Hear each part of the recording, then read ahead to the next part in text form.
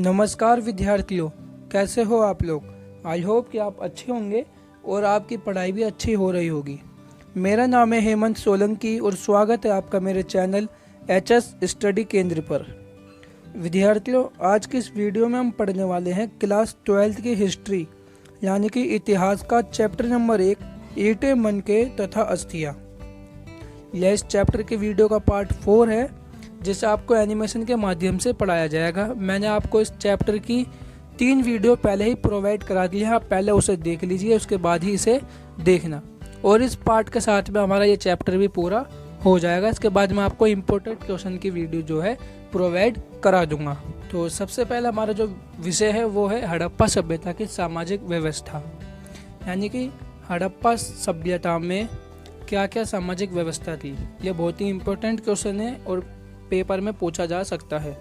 इसमें आपको 3 चीज़ बतानी होगी। सबसे पहला जीवन शैली, फिर दूसरा समाज की धार्मिक मान्यताएं और तीसरा समाधान की प्रक्रिया। तो सबसे पहले हम देखते हैं जीवन शैली। तो देखिए, जीवन शैली का अर्थ होता है रहन सहन का स्तर। तो इतिहासकारों ने वहाँ से मिले पुरातात्विक वस्तुओं के आधार पर रहन सहन के स्तर को 2 भागों में बांटा है। एक सामान्य जीवन, दूसरा विलासिता का जीवन। सामान्य जीवन की पहचान इतिहासकारों ने उन वस्तुओं से की है जो सस्ती धातु की होती थी और आसानी से बनाई जा सकती थी, जैसे कि मृदभांड यानी कि मिट्टी के बर्तन और चक्कियां। अब देखते हैं विलासिता का जीवन यानी कि अमीरी का जीवन।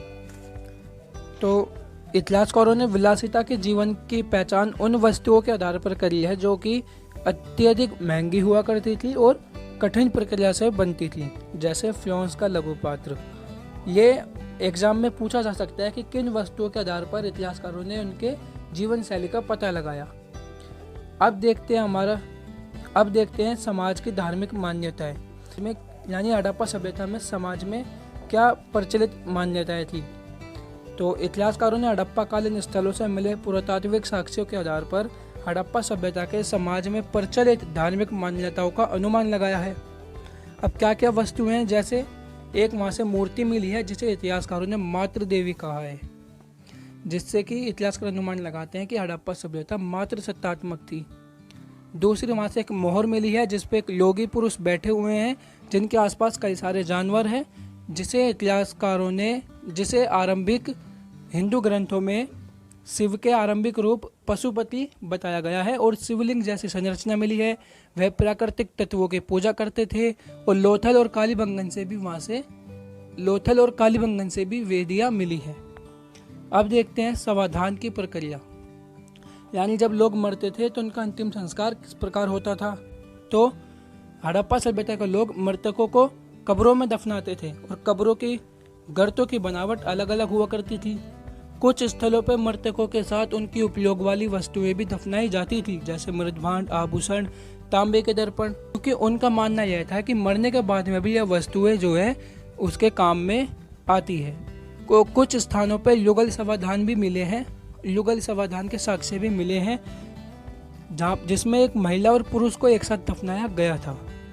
और 1980 के दशक में हड़प्पा के कब्रिस्तान में उत्खनन कार्य किया गया जिसमें शंख के 3 छल्ले और अनेक सूक्ष्म मणके जैस्पर से बना आभूषण एक पुरुष की खोपड़ी के पास पाया गया। अब देखते हैं हमारा दूसरा विषय हड़प्पा सभ्यता की शासन व्यवस्था, यानी हड़प्पा सभ्यता में किस प्रकार की शासन व्यवस्था थी, क्या वहाँ पर कोई राजा का शासन था या फिर नहीं था। तो इस पर इतिहासकारों में अभी भी मतभेद है। सभी इतिहासकार अपना अलग अलग मत देते हैं। जैसे कुछ इतिहासकार कहते हैं कि हड़प्पा सभ्यता में राजा का शासन हुआ करता था, क्योंकि वहाँ से एक बड़ी विशाल संरचना मिली है जिसे इतिहासकारों ने राजभवन या राजप्रसाद की संज्ञा दी है, लेकिन इसमें कोई भी राजाओं वाली वस्तुएं नहीं मिली। दूसरी वहाँ से एक मूर्ति मिली है जिसे इतिहासकारों ने पुरोहित राजा कहा है। और कुछ पुरातत्वविदों के अनुसार हड़प्पा सभ्यता में अलग अलग नगरों के अलग अलग राजा थे, जैसे हड़प्पा के अलग, मोहनजोदड़ो के अलग और कालीबंगन के अलग। तो कुछ पुरातत्वविदों के अनुसार हड़प्पा सभ्यता में कोई शासक वर्ग नहीं था, कोई राजा नहीं था, लोगों की स्थिति शुरू से ही समान थी। अब देखते हैं हमारा अगला विषय जो कि है इतिहासकारों ने शिल्प उत्पादन केंद्रों का पता कैसे लगाया। तो देखिए, इतिहासकार शिल्प उत्पादन केंद्रों की पहचान के लिए कच्चा माल या त्याग दिया गया माल या औजार या कूड़ा करकट को ढूंढते हैं, क्योंकि मान लीजिए किसी जगह पर यदि लोहे की कटाई हो रही है तो काम होने के बाद में वहाँ पे लोहे के छोटे छोटे टुकड़े छोड़ दिए जाते थे।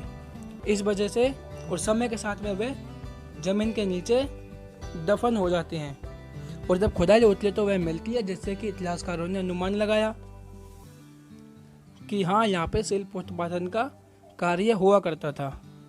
वैसे तो हड़प्पा सभ्यता के समय में लोहे का उपयोग नहीं होता था, लेकिन मैंने आपको उदाहरण के लिए ये समझाया है। अब देखते हैं हमारा तीसरा विषय, जो कि है कनिंघम का भ्रम। तो देखिए, सबसे पहले हम जानते हैं कनिंघम थे कौन। तो कनिंघम का पूरा नाम सर अलेक्जेंडर कनिंघम था और ये भारतीय पुरातात्विक सर्वेक्षण के प्रथम डायरेक्टर जनरल थे और इन्हें भारतीय इतिहास का जनक भी कहा जाता है। और हड़प्पा सभ्यता के इतिहास को समझने में कनिंघम को कई उलझन हुई, यानी कंफ्यूजन हुई, जिससे कि वे हड़प्पा सभ्यता के इतिहास को समझ नहीं पाए। जैसे अब क्या क्या कंफ्यूजन हुई, तो कनिंघम ने लगभग 6ठी शताब्दी ईसा पूर्व से 4ठी शताब्दी ईसा पूर्व में आए चीनी बौद्ध तीर्थयात्रियों द्वारा छोड़े गए वृत्तांतों का प्रयोग किया, जबकि हड़प्पा जैसे पूरा स्थल चीनी बौद्ध तीर्थयात्रियों के यात्रा का कार्यक्रम का हिस्सा नहीं थे। यानी उस समय, जिस समय ये चीनी बौद्ध यात्री आए थे, उस समय तो हड़प्पा सभ्यता का कोई लेना देना नहीं है। और कनिंघम के अनुसार जो हड़प्पा सभ्यता है वह गंगा घाटी के तट पर बसी हुई थी और कनिंघम को एक अंग्रेजी ने मोहर दी, लेकिन वह यह नहीं पता लगा पाए कि वह कितनी पुरानी है और इन सभी भ्रमों के चलते वह हड़प्पा सभ्यता के इतिहास को समझ नहीं पाए। अब देखते हैं हमारा चौथा विषय और बहुत ही इम्पोर्टेंट विषय, जो कि है हड़प्पा सभ्यता का पतन। तो देखिए विद्यार्थियों, हड़प्पा सभ्यता से प्राप्त साक्ष्यों के आधार पर 1800 ईसा पूर्व तक चौलिस्तान जैसे इलाकों में हड़प्पा स्थलों का पतन हो गया। गुजरात, हरियाणा और पश्चिमी उत्तर प्रदेश की नई बस्तियों में जनसंख्या बढ़ने लगी थी। यह सभी इतिहासकारों ने वहां से मिले पुरातात्विक साक्ष्यों के आधार पर ही बताया है।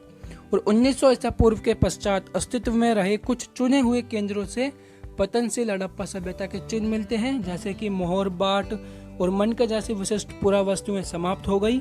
लेखन, शिल्प तथा लंबी दूरी का व्यापार समाप्त हो गया और आवासों के निर्माण की तकनीक भी समाप्त हो गई।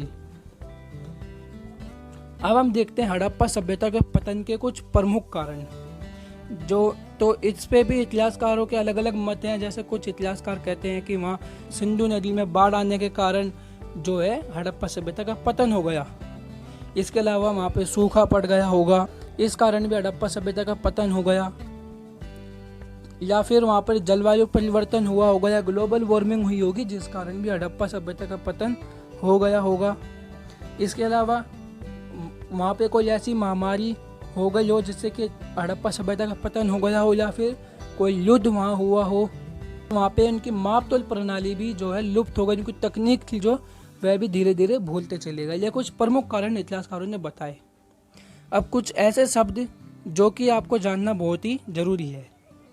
ये हड़प्पा सभ्यता के नगरों के प्राचीन नाम है। जैसे हड़प्पा को मेसोपोटामिया के लेखों में मेलुहा कहा गया है, जिसे नाविकों का देश बताया गया है, और बहरीन को दिलमून और मोर को बताया गया आजा पक्षी, और ओमान को मगान के नाम से बताया गया है। तो अगर आपको वीडियो अच्छी लगी और आपको ये चैप्टर अच्छे से समझ आया तो वीडियो को लाइक करें, शेयर करें और चैनल को भी सब्सक्राइब करके बेल आइकन को भी दबा दें, ताकि आने वाली नई वीडियो का नोटिफिकेशन आपको सबसे पहले मिले। और मुझे कमेंट में ज़रूर बताना कि आपको ये वीडियो कैसी लगी। तो मिलते हैं और किसी नई वीडियो में। जय हिंद, जय भारत।